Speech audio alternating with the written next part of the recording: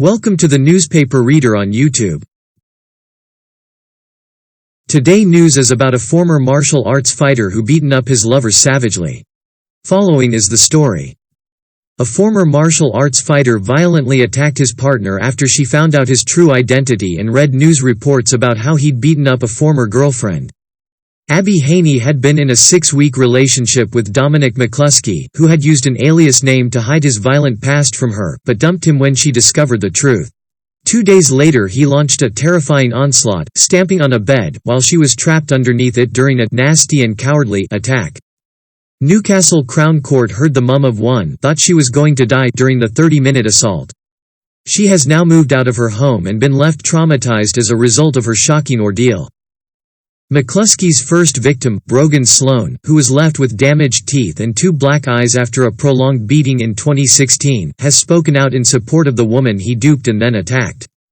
Brogan, now 25, said, "I was so sorry to learn Dominic had done this to someone else.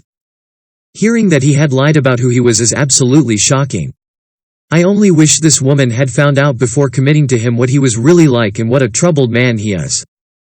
I can only apologize that someone else had to go through the same traumatic experience I did."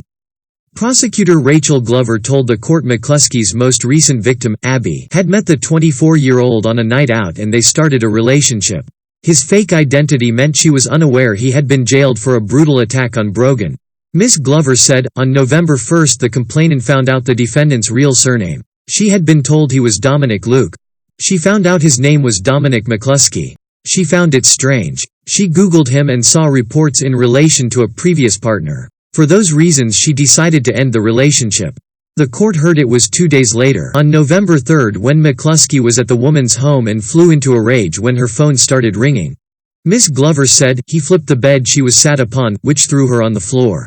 The bed ended up on top of her. He then stamped on the bed, knowing she was underneath it. She managed to calm him down a little bit. They made their way downstairs. The defendant then started strangling the complainant and making threats while doing so. He then stopped because her phone started ringing again.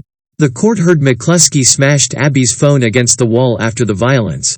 Ms. Glover told the court the victim feared for her life and added, she said she doesn't want to exaggerate but did genuinely feel like she was going to die. She was very scared, never been so scared in her life before. She never wants to see the defendant ever again but has so many questions, primarily, why did he do this and what did she do to deserve it? The court heard the victim moved home as a result of the attack, which left her with soft tissue injuries and needing physiotherapy and has post-traumatic stress disorder.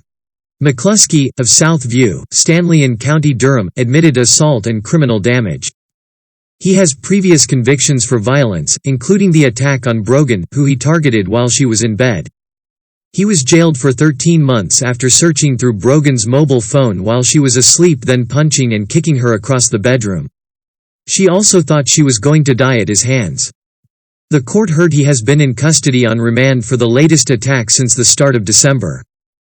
Judge Sarah Mallett sentenced him to 21 months imprisonment, suspended for 2 years, with rehabilitation requirements and 200 hours unpaid work. Brogan added, the sentence is terrible. I can't actually believe that is what he was given. When I was in that position I didn't agree with the sentence received and I definitely don't agree with this one. Not once but twice he has assaulted women and he's just getting let off with it. He should be punished for his crimes. The judge told him, your short relationship ended on November 1 when she learned your real surname and your previous convictions for violence and decided to end the relationship. On November 3 in the early hours of the morning you were at her address and an issue arose over who was ringing her. You lost your temper. You lost it completely. The judge said the 30 minutes was a really long time for her to be as frightened of you as she obviously was, and added, she said she genuinely thought she was going to die. She was in a lot of pain. It is acknowledged on your behalf this was a nasty and cowardly assault.